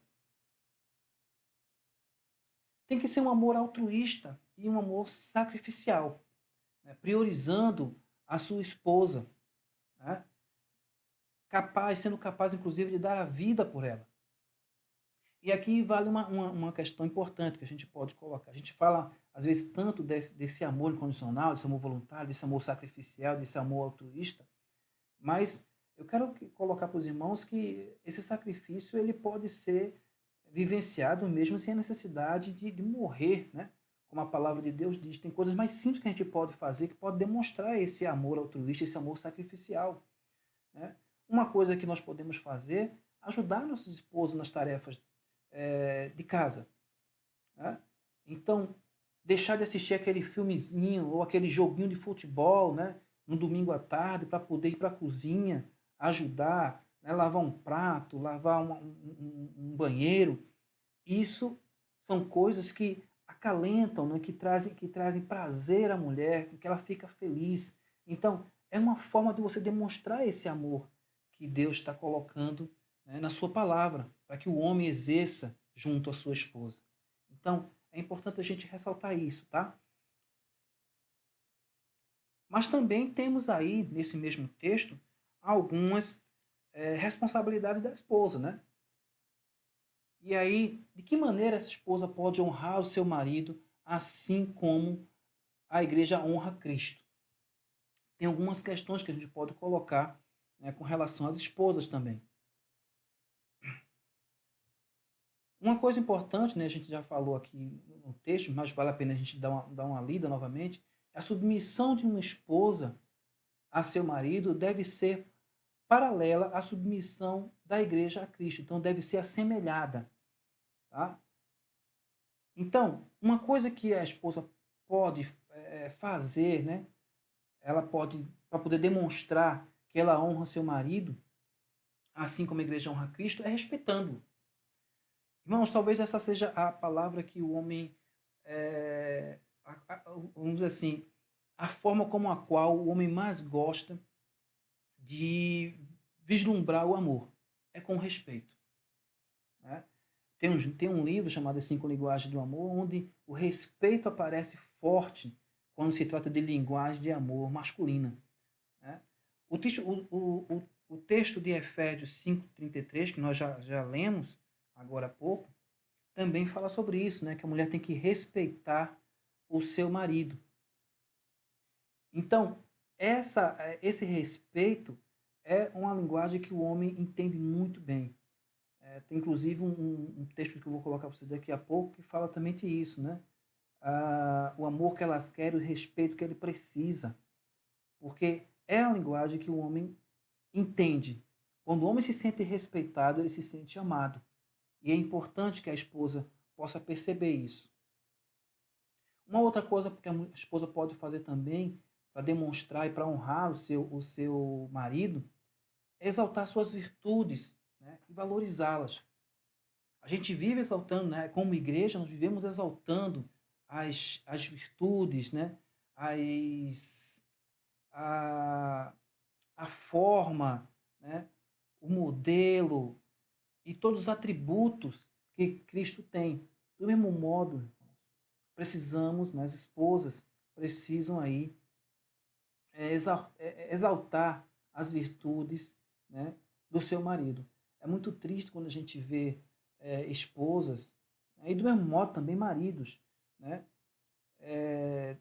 tratando mal, né, trazendo palavras que não edificam, falando do corpo, falando da comida que a esposa faz. Então, isso é muito triste. Né? É muito triste. Do mesmo modo, é muito triste também quando uma esposa também fala mal do marido, né, de igual forma. E aqui, só para vocês terem uma ideia com relação a essa questão de exaltar, não sei se já aconteceu com vocês, mas aqui em casa acontece. Né? Minha esposa, alguns devem saber que ela é cabeleireira, né? E aí, vez por outra, ela corta um pedacinho do cabelo, né? E quando eu chego, eu tenho que perceber que ela cortou aquele pedacinho do cabelo. Então eu já criei uma estratégia, né? Quando eu chego no banheiro, né? Quando eu vou tomar meu banho, tá chegando em casa, vou tomar banho, eu já fico de olho se tem algum resquício de cabelo ali ou algum resquício de cabelo aqui, né? Verifico alguma coisa de tintura, se aconteceu, por quê? Para que eu possa perceber o que ela fez. O que ela fez, o embelezamento que ela fez, a troca da tinta do cabelo, né? O corte, ela fez para me agradar. E eu tenho que perceber, eu tenho que valorizar. Do mesmo modo, é importante também que as esposas percebam. Né? Claro que o homem não vai estar pintando o cabelo, é mais difícil essa questão do corte e tudo mais. Mas exalte o trabalho que ele tem, exalte, né, a segurança que ele traz, exalte o carinho que ele tem pelos filhos. Né? Nunca tire sua autoridade diante dos filhos, isso também é muito importante, e vice-versa também, o marido não deve tirar a responsabilidade da esposa durante os filhos. Então, isso é importante que a gente tenha em mente, irmãos. E também vale ressaltar aqui que se a gente não exalta as virtudes dos nossos esposos, das nossas esposas em casa, pode acontecer de outra pessoa exaltar na rua. E aí a gente vai ter um problema maior, né? Porque às vezes alguns maridos não encontram, né, na esposa esse apoio, né, essa valorização, e às vezes aparece uma mulher, né, uma colega, que diz, olha, mas você é um homem virtuoso, você é um homem maravilhoso, queria conhecido uma pessoa igual a você, e isso, irmão, é um passo para um adultério, né? Tanto para os homens quanto para as mulheres. Então, valorize sua esposa, valorize seu esposo, né? Exalte seus pontos positivos, né? Mantenha aí, como diria, a bola dessa pessoa, né, cheia, para que ela não precise buscar em lugar nenhum. Uma outra forma que a esposa pode demonstrar essa honra, né, ao seu marido é auxiliando, né? O texto de Gênesis 2:18, bem conhecido, né, pelos irmãos, trata sobre isso, né, sobre a ideia em que Deus, percebendo que o homem não era bom que estivesse sozinho, que iria lhe fazer uma ajudadora.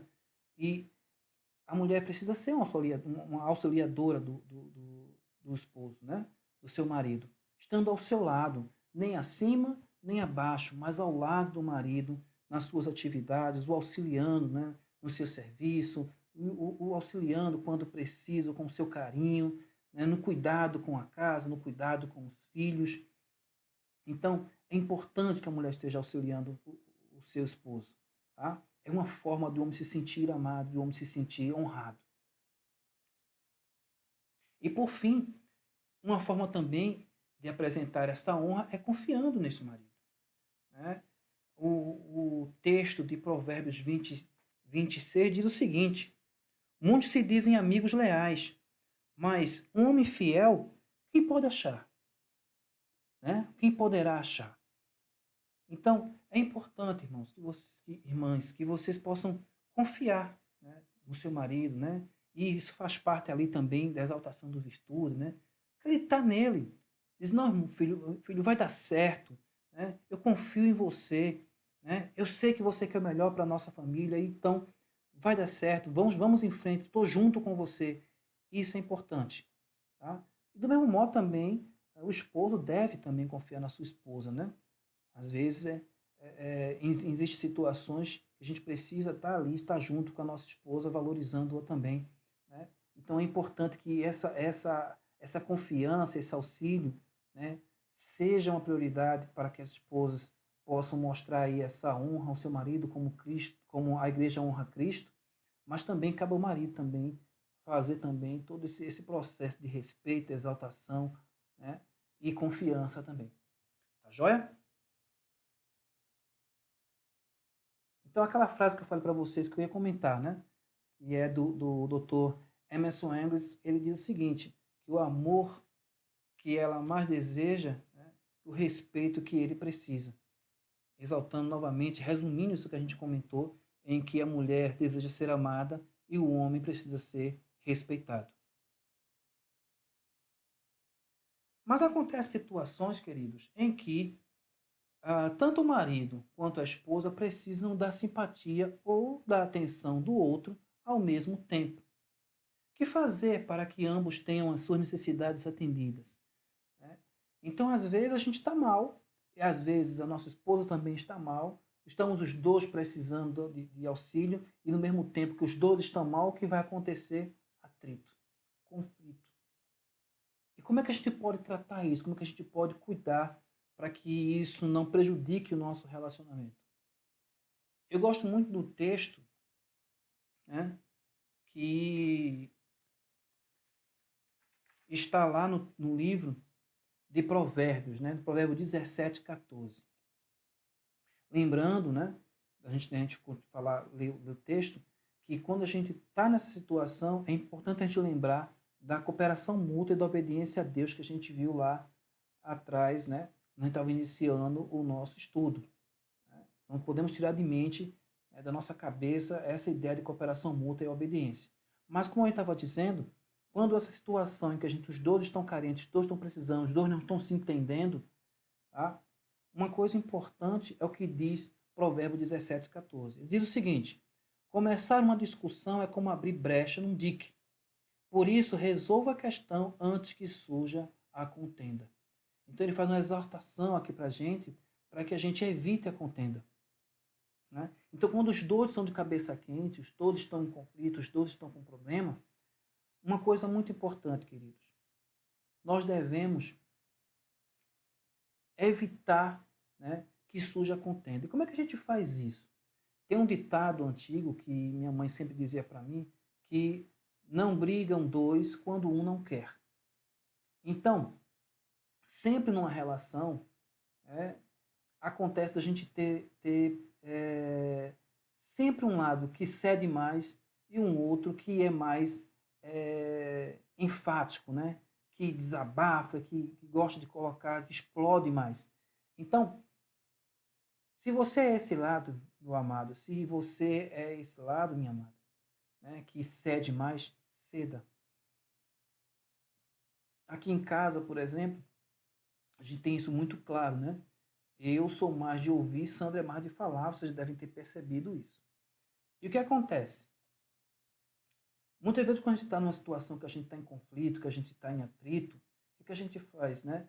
Ela começa a falar muitas vezes chateada, eu geralmente paro e escuto, até que ela tenha dito tudo o que ela tem para dizer. No outro momento, né, caso eu esteja de cabeça quente também, uma forma que eu utilizo é, se eu tiver de cabeça quente, eu não vou falar. Então eu prefiro dar uma saída, prefiro dar uma esfriada na cabeça e voltar depois para a gente poder conversar. Então, isso evita, irmãos, que a gente dê brecha, né, para que a contenda se instale em nosso lar e que a gente venha aí a ter problemas no nosso relacionamento. Uma outra coisa também muito importante, temos que orar. O texto de Mateus 26, 41 diz para a gente o seguinte: vigiem e orem para que não caiam em tentação. O espírito está pronto, mas a carne é fraca. Então nós precisamos orar. Chama teu cônjuge para orar junto, né? Amado, né? Ou amada, filho ou filha, como você o chama, né? Então, vamos sentar um pouco, minha filha, vamos sentar um pouco, meu filho, vamos conversar, vamos orar a Deus, pedir a Deus para que Deus possa nos orientar nesse momento de conflito, que Ele possa nos dar a solução, que Ele possa nos dar a paz para nós podermos resolver nossos problemas. É importante trazer Cristo para dentro do nosso relacionamento, né? E assim a gente pode evitar os conflitos. E uma outra coisa também muito importante são as 3 frases que salvam um relacionamento. Isso muitas vezes, já foi muitas vezes dito, eu já ouvi muito isso por parte do pastor Joel. O Joés também fala muito sobre isso, o pastor Joés fala muito sobre isso, que são as seguintes: eu errei, me perdoa, eu te amo. Essas 3 frases podem salvar um relacionamento. E aqui eu faço uma ressalva quanto à questão do reconhecimento do erro. Perceba que a primeira frase é eu errei. E é importante tomar cuidado com essa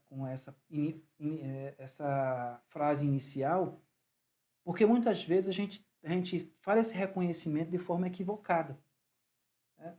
Não é incomum a gente escutar, por exemplo, pessoas que dizem: olha, eu errei, mas você poderia ser menos sensível, né? Se você não fosse tão sensível, você não estaria magoada com uma bobagem dessa.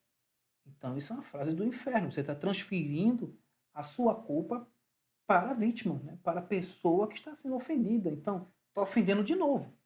Então, toma cuidado com essa forma. Evite esse famoso se. Né? Eu errei, mas se você não fosse assim, né? Se você não fosse tão sensível, se você não fosse assim tão impulsiva, então acaba com isso. Se vai reconhecer o erro, a maneira mais simples: eu errei, me perdoa, eu te amo. Isso pode salvar um relacionamento, né? E aí, eu não vou colocar somente isso pode salvar qualquer relacionamento, tá? Não somente em termos conjugais, mas você pode falar isso para um seu filho, né? Você pode falar para sua filha, um amigo que você tenha mais próximo, quem você ama. Então, é importante você entender que essas 3 frases podem salvar um relacionamento. Uma outra frase, né, uma outra questão que o Max Lucado, saindo um pouco agora do assunto do relacionamento conjugal, que é muito forte nesse texto, né, é uma colocação que ele faz, que ele deixa como uma frase de reação, em que sentido a igreja é como uma noiva, né, conforme Apocalipse 21, de 1 a 5. Eu separei aqui apenas o versículo 2 do texto, que diz o seguinte: vi a cidade santa, a nova Jerusalém, que descia do céu da parte de Deus, preparada como uma noiva adornada para o seu marido. E como é que a gente pode ver a igreja como uma noiva nesse texto? Amados, vocês sabem muito bem que uma noiva quando está esperando o seu noivo, né? Ali no altar, né? E aqui é engraçado que o papel se inverte, né? Que geralmente é o noivo que espera a noiva. Mas é importante que quando a noiva vem, né, ela está linda, ela está adornada, ela está vestida com um vestido maravilhoso, né? Ela vem esplendorosa, feliz. E é assim que a igreja do Senhor deve estar para receber o seu noivo, que é Jesus Cristo. Tá?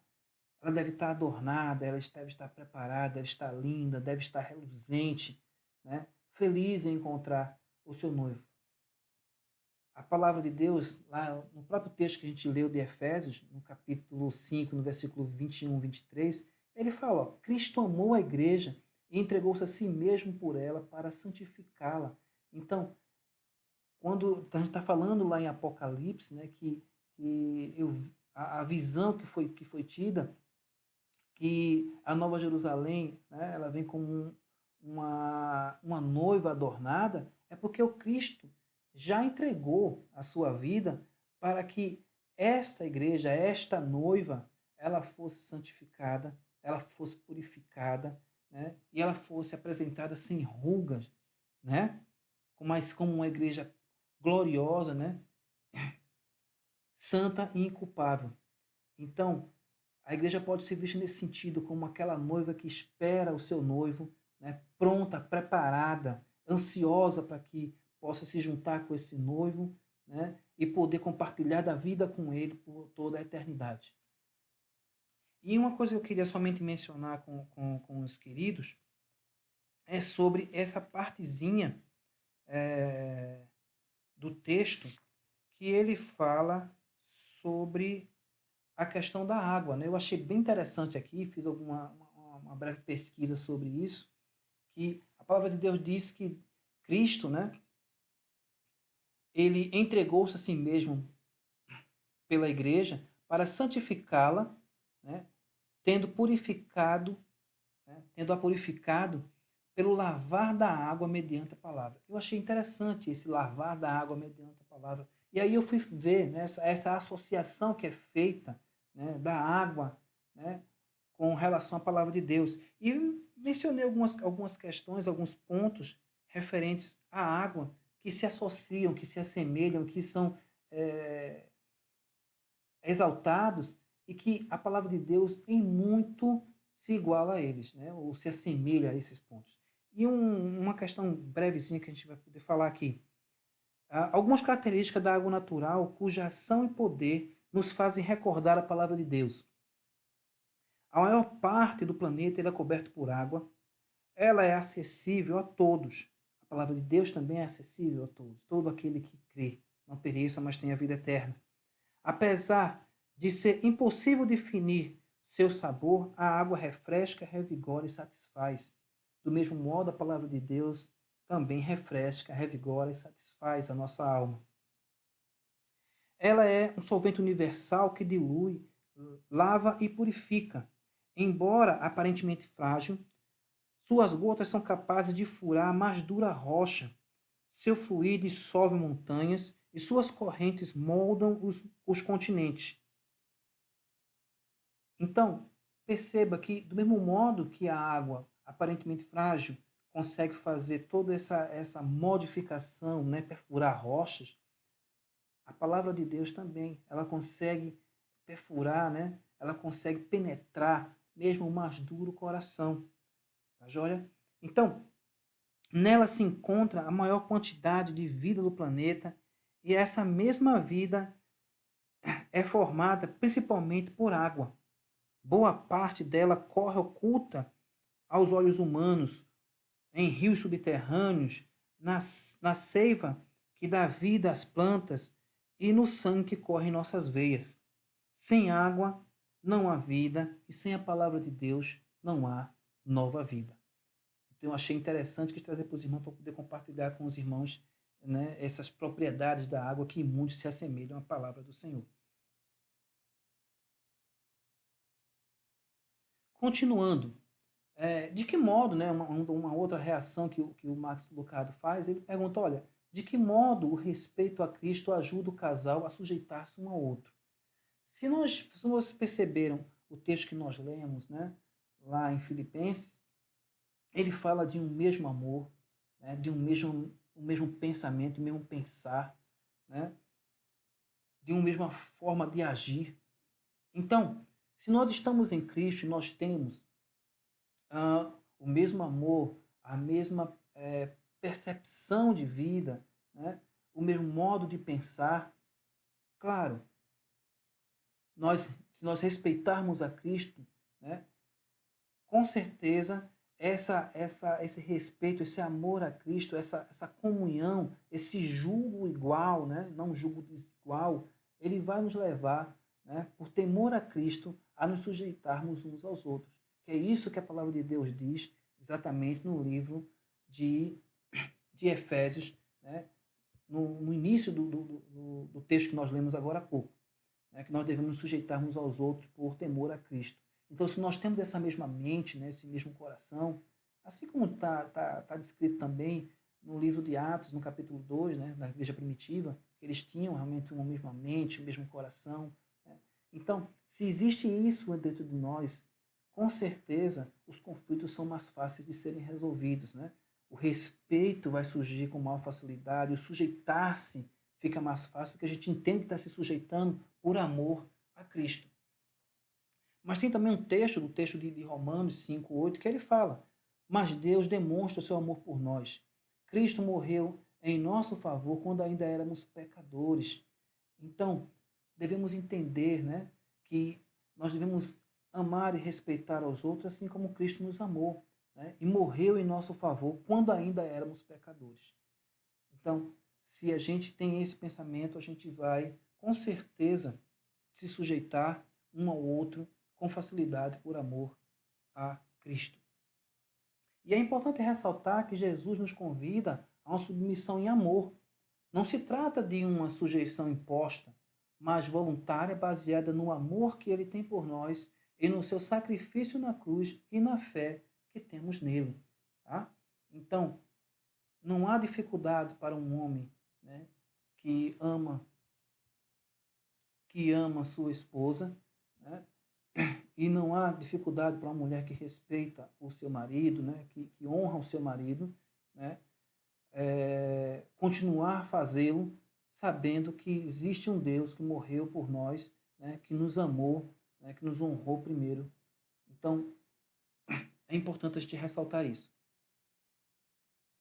Chegamos quase finalizando o nosso estudo, eu gostaria de ressaltar uma reflexão, né? Uma lição de vida que o Max Lucado coloca na lição. Ele tem um texto breve que ele fala sobre a questão da necessidade de assumir votos decisivos. E muitas vezes, irmãos, acontece a gente não ter a possibilidade, a condição de ter uma situação favorável para uma democracia. Às vezes é necessário que algum dos dois, né, tome um voto decisivo, né, tome a frente da situação. Tá? E quando isso acontece, é um desafio essencial e uma oportunidade de amar e de respeitar. Geralmente, né, no caso de um relacionamento conjugal, o homem toma essas decisões. Né, e é um desafio para a mulher, com certeza, né, e uma oportunidade de amar e respeitar o seu marido. Né, de dizer, como a gente já falou agora há pouco, de apoiá-lo, de estar junto, tá? De compartilhar a decisão com ele, de estar pronto para assumir as responsabilidades dessa decisão junto com ele. Então, é importante que a gente ressalte isso.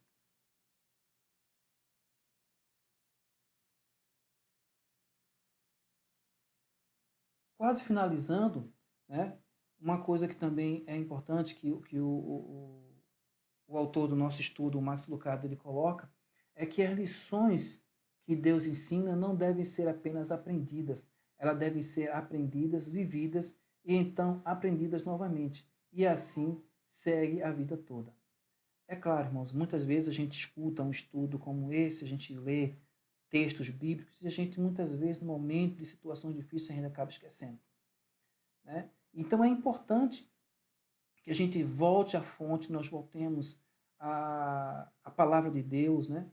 Nós devemos voltar, né, a ver alguns textos, reler, né, rever alguns estudos, para que a gente possa ter essa palavra do Senhor, esse aprendizado vívido na nossa mente, no nosso coração, né? Não devemos apenas ler, aprender, esquecer e deixar para lá. Muitas vezes a gente precisa desses ensinamentos. É importante que a gente guarde isso com carinho. Finalizando o nosso estudo,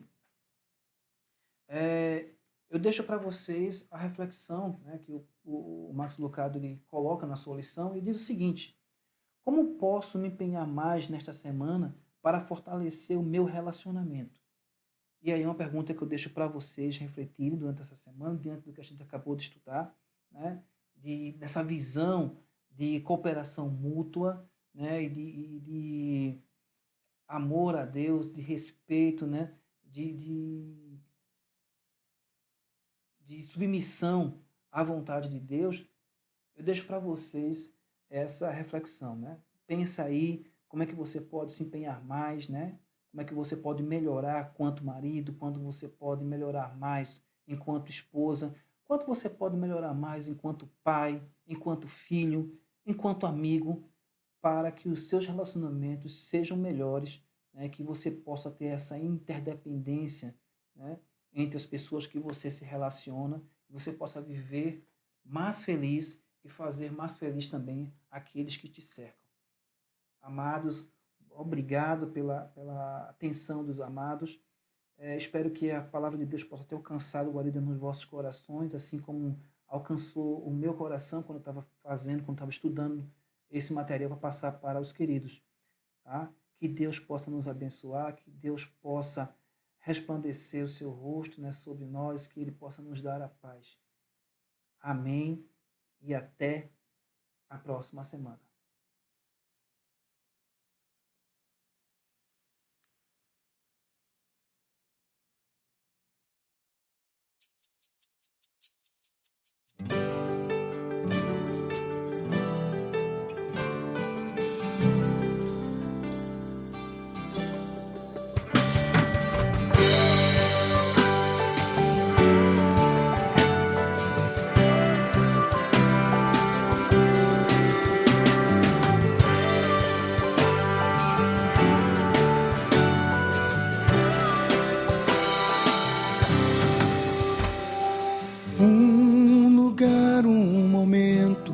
Apenas um som em meu coração, meu Deus e meu Pai, eis o desejo, ouvir tua voz. Primeiro te ouvir, realmente te conhecer,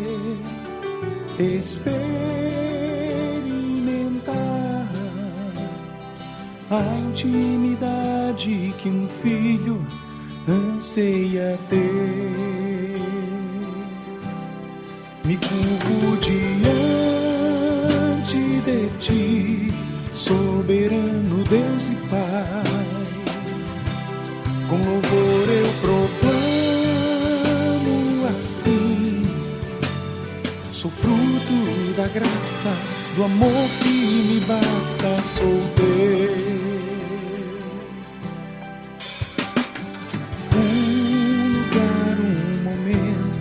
Apenas um som em meu coração,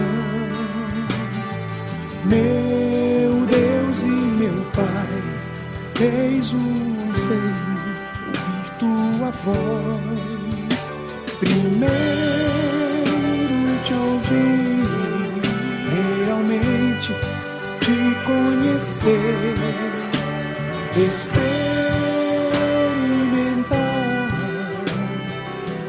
intimidade que um filho anseia ter. Me curvo diante de ti, soberano Deus e Pai. Com louvor eu proclamo assim: graça, do amor que me basta, sou teu.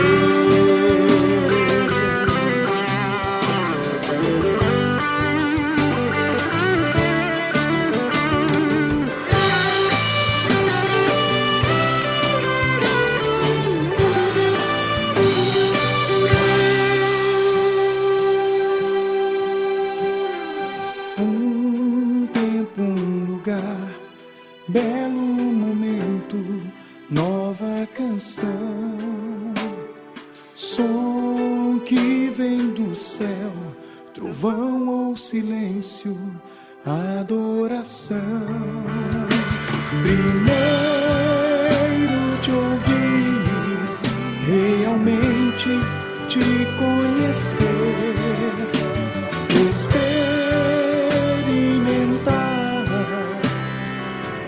intimidade que um filho anseia ter. Me curvo diante de ti, soberano Deus e Pai. Com louvor eu proclamo assim, sou fruto da graça, do amor que me basta, sou teu. Diante de ti, soberano Deus e Pai, com louvor eu proclamo assim, sou fruto da graça, do amor que me basta, sou teu.